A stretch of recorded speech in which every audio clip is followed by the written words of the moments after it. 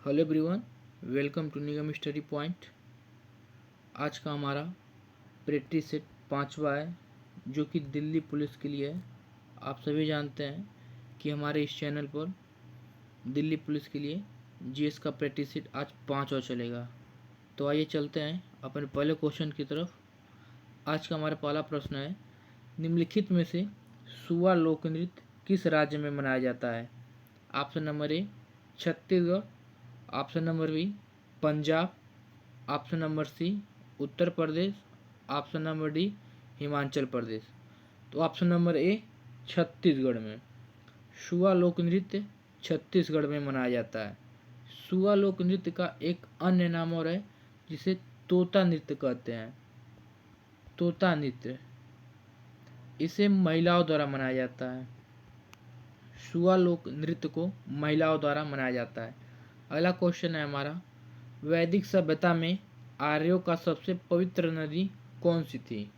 Option number ए गंगा नदी, option number B Saraswati नदी, option number सी यमुना नदी, ऑप्शन नंबर डी सरयू नदी। तो ऑप्शन नंबर बी सरस्वती नदी। वैदिक सभ्यता में आर्यों का सबसे पवित्र नदी सरस्वती नदी थी। अगर पूछ लिया जाए कि ऋग्वेद में यमुना नदी का कुल कितनी बार उल्लेख है, तो 3 बार। ऋग्वेद में सरस्वती नदी का 1 बार उल्लेख है और गंगा नदी और सरयू नदी का 1 बार उल्लेख है। किसमें? ऋग्वेद में। अगला क्वेश्चन है हमारा, निम्नलिखित में से किस राज्य में पांडव लोक नृत्य मनाया जाता है? Option number A Madhya Pradesh, option number B Uttarakhand, option number C Rajasthan, option number D Sikkim.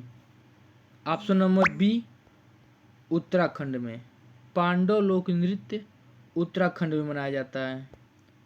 Uttarakhand के अन्य महत्वपूर्ण लोक नृत्य भोटिया लोक नृत्य उत्तराखंड में मनाया जाता है। गढ़वाली लोक नृत्य उत्तराखंड में मनाया जाता है। कुमायूनी लोक नृत्य उत्तराखंड में मनाया जाता है। हुरकिया लोक नृत्य उत्तराखंड में मनाया जाता है। थारू लोक नृत्य उत्तराखंड में मनाया जाता है। बद्रा नाटी लोक नृत्य उत्तराखंड में मनाया जाता है। अगला क्वेश्चन है हमारा, निम्नलिखित में से यामिनी रेड्डी किस शास्त्रीय नृत्य से संबंधित हैं?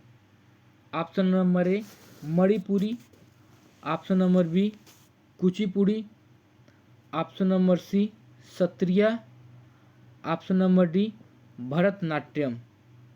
तो option number B Kuchipudi. Kuchipudi से यामिनी रेड्डी संबंधित है। अगर पूछ लिया जाए यामिनी रेड्डी को देवदासी राष्ट्रीय पुरस्कार कब प्राप्त हुआ था, तो 2007 में। देवदासी राष्ट्रीय पुरस्कार यामिनी रेड्डी को 2007 में प्राप्त हुआ। और बिस्मिल्ला खान युवा पुरस्कार यामिनी रेड्डी को कब प्राप्त हुआ, तो 2007 में। बिस्मिल्ला खान युवा पुरस्कार 2007 में यामिनी रेड्डी को प्राप्त हुआ। अगर पूछ लिया जाए बिस्मिल्ला खान युवा पुरस्कार किस संस्था द्वारा प्रदान किया जाता है, तो संगीत नाटक अकादमी द्वारा प्रदान किया जाता है। अगला हमारा, कुचिपुड़ी से संबंधित कुछ शास्त्रीय नर्तक जो कि हमारे एग्जाम में बार बार पूछे जाते हैं। स्वप्ना चौधरी कुचिपुड़ी से संबंधित है। स्वप्ना चौधरी को पद्म भूषण 2003 में मिला था। अगला हमारे, शोभा नायडू कुचिपुड़ी से संबंधित है। शोभा नायडू को पद्मश्री 2001 में प्राप्त हुआ है और संगीत नाटक अकादमी पुरस्कार 1990 में प्राप्त है शोभा नायडू को। अगला है हमारा, पद्मजा रेड्डी को पद्मश्री 2022 में प्राप्त है। अगला है हमारा, तेलंगाना की पहली संगीत अकादमी पुरस्कार 2015 में किसे प्राप्त हुआ है, तो पद्मजा रेड्डी को तेलंगाना की पहली संगीत अकादमी पुरस्कार 2015 में प्राप्त है। अगला है हमारा, गुरु वेम्पति चिन्ना सत्यम ये किससे संबंधित है? तो कुचिपुड़ी शास्त्रीय नृतक हैं। इनको 1998 में पद्म भूषण प्राप्त हुआ था। अगला है हमारा दीपिका रेड्डी। दीपिका रेड्डी को संगीत नाटक अकादमी पुरस्कार 2017 में प्राप्त हुआ है।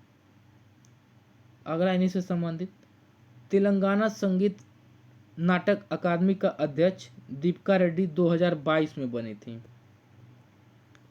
अगर पूछ लिया जाए तेलंगाना संगीत नाटक अकादमी का अध्यक्ष 2022 में कौन था? तो दीपिका रेड्डी। अगला हमारा वैजयंती काशी किससे संबंधित है? कुचिपुड़ी से। उमा रामा राव किससे संबंधित है? कुचिपुड़ी से संबंधित है। अगला क्वेश्चन है हमारा निम्नलिखित में से न्याय दर्शन के प्रवर्तक कौन है? Option number A Gautam, option number B Kapil Muni, option number C Jaimini, option number D Kanad. हमारा आंसर होगा ऑप्शन नंबर ए गौतम। न्याय दर्शन के प्रवर्तक गौतम हैं। अगला हमारा कपिल मुनि सांख्य दर्शन के प्रवर्तक हैं। कपिल मुनि सांख्य दर्शन के प्रवर्तक हैं। और जैमिनी पूर्व मीमांसा दर्शन के प्रवर्तक जैमिनी है। और कणाद वैशेषिक दर्शन के प्रवर्तक कणाद हैं। अगला है हमारा ऋग वैदिक काल में युद्ध के लिए किस शब्द का प्रयोग किया जाता था? ऑप्शन नंबर ए आहट, ऑप्शन नंबर बी युद्ध, ऑप्शन नंबर सी गविष्ठी, ऑप्शन नंबर डी गोधूम। तो ऑप्शन नंबर सी गविष्ठी। ऋग वैदिक काल में युद्ध के लिए गविष्ठी शब्द का प्रयोग किया जाता था। अगर पूछ लिया जाए गविष्ठी का अर्थ क्या है? गविष्ठी का अर्थ गायों का खोज। गायों का खोज। अगला क्वेश्चन है हमारा निम्नलिखित में से छपेली लोक नृत्य किस राज्य का है? Option number A Himachal Pradesh, option number B Maharashtra, option number C Paschim Bangal, option number D Jharkhand. हमारा आंसर होगा option number A Himachal Pradesh. Himachal Pradesh का लोक नृत्य छपेली लोक नृत्य है।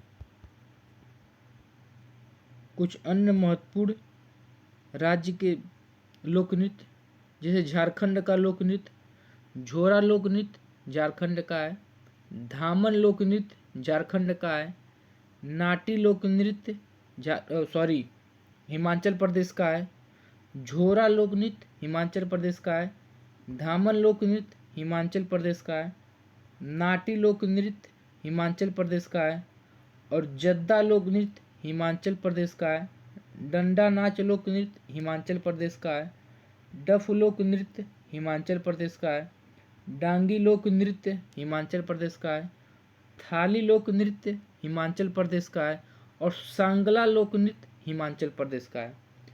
उत्तराखंड के महत्वपूर्ण लोक नृत्य भोटिया लोक नृत्य, गढ़वाली लोक नृत्य, कुमायूनी लोक नृत्य, हुरकिया लोक नृत्य, बाउल लोक नृत्य, लंगवीर लोक नृत्य, डंडाला लोक नृत्य, सुरंग लोक नृत्य, पांडव लोक नृत्य और थारू लोक नृत्य उत्तराखंड के हैं। अगला है हमारा छत्तीसगढ़ का। सैला लोक नृत्य छत्तीसगढ़ का है, राउत नाचा लोक नृत्य छत्तीसगढ़ का है, रावत लोक नृत्य छत्तीसगढ़ का है, पंथी लोक नृत्य छत्तीसगढ़ का है, पडवानी लोक नृत्य छत्तीसगढ़ का है, डगला लोक नृत्य छत्तीसगढ़ का है, कर्मा लोक नृत्य छत्तीसगढ़ का है, नाट्य नाचा लोक नृत्य छत्तीसगढ़ का है, सुआ लोक नृत्य छत्तीसगढ़ का है। सुआ लोक नृत्य का एक अन्य नाम है तोता लोक नृत्य, जिसे महिलाओं द्वारा मनाया जाता है। अगला हमारा गौर मारिया लोक नृत्य छत्तीसगढ़ में मनाया जाता है। गौर मारिया लोक नृत्य मुरिया जनजाति के द्वारा मनाया जाता है। अगला क्वेश्चन है हमारा निम्नलिखित में से पारंपरिक छड़ कठपुतली कला किस राज्य में मनाया जाता है? Option number A Manipur, option number B Bihar, option number C Uttar Pradesh, option number D Madhya Pradesh. तो ऑप्शन नंबर बी बिहार में मनाया जाता है। छड़ कठपुतली कला बिहार में मनाया जाता है। बिहार के कुछ महत्वपूर्ण कला, मधुबनी पेंटिंग बिहार में मनाया जाता है। मंजूषा कला बिहार में मनाया जाता है।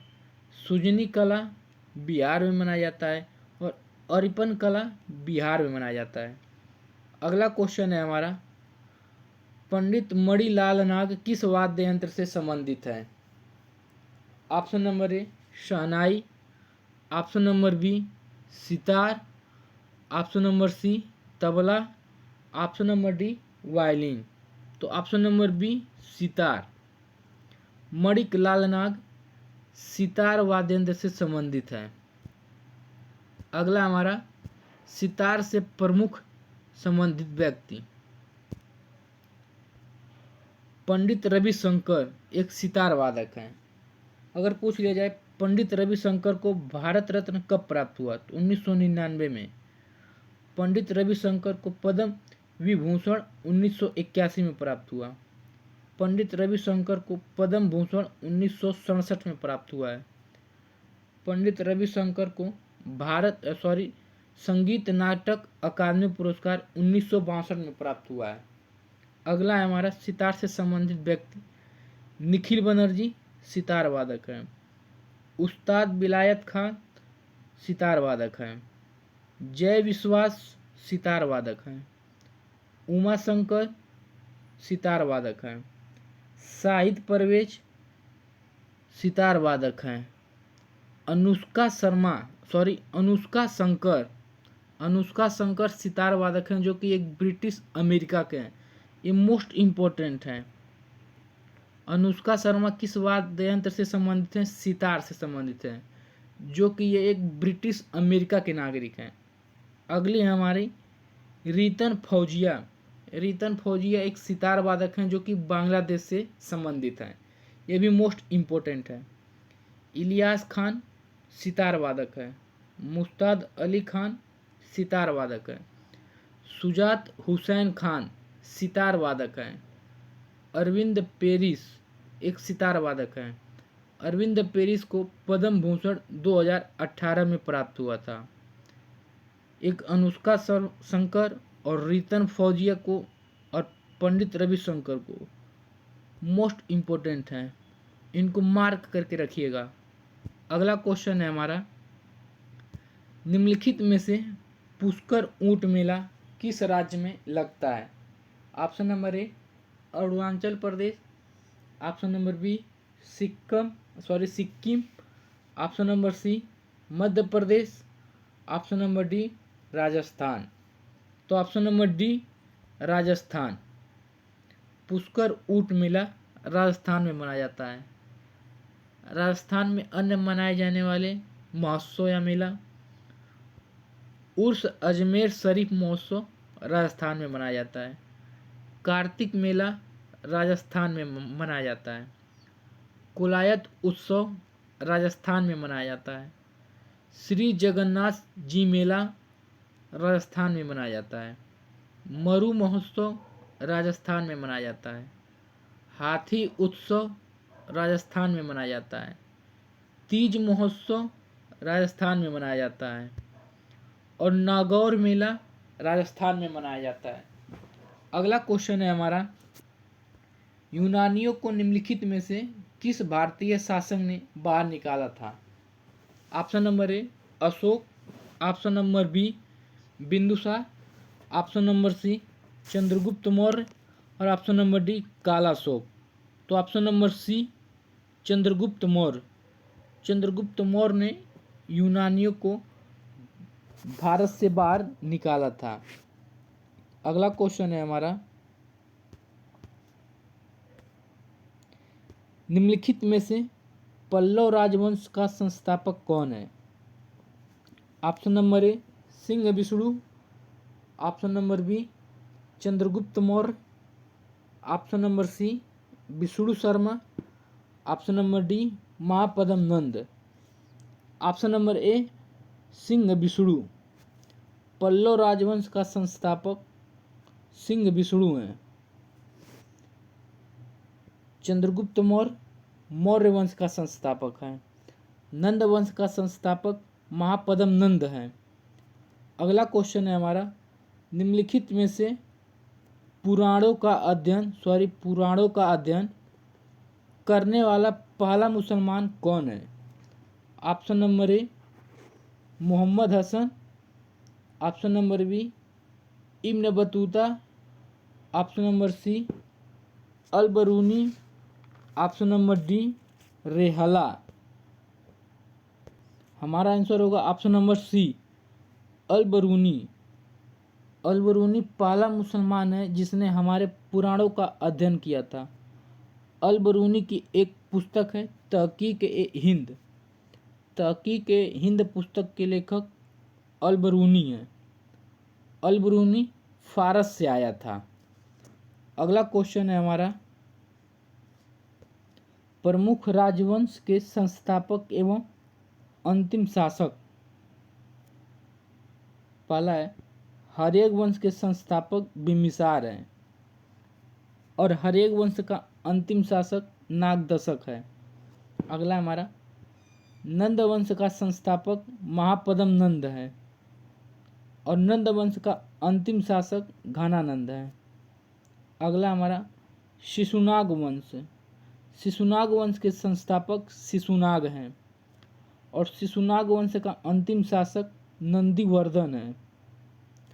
मौर्य वंश का संस्थापक चंद्रगुप्त मौर्य हैं और मौर्य वंश का अंतिम शासक बृहद्रथ है। अगला हमारा शुंग वंश का संस्थापक पुष्यमित्र शुंग है और शुंग वंश का अंतिम शासक देवभूति है। भारत में पहला ब्राह्मण वंश कौन सा था? शुंग वंश। अगला हमारा कुषाण वंश के संस्थापक कुजुल कडफिसेस हैं और कुषाण वंश के अंतिम शासक वासुदेव हैं। अगला हमारा गुप्त वंश के संस्थापक श्रीगुप्त हैं और गुप्त वंश का अंतिम शासक विष्णुगुप्त है। अगला हमारा कर्ण वंश के संस्थापक वासुदेव हैं और कर्ण वंश का अंतिम शासक सुशर्मा है। अगर वीडियो अच्छी लगी तो वीडियो को लाइक और चैनल को सब्सक्राइब और कमेंट करना ना भूलें। और वीडियो अच्छी लगी तो वीडियो को अपने फ्रेंड के साथ शेयर करें ताकि वो भी इस सेट में जुड़ सकें और अपनी पढ़ाई को बेहतर बना सकें। धन्यवाद।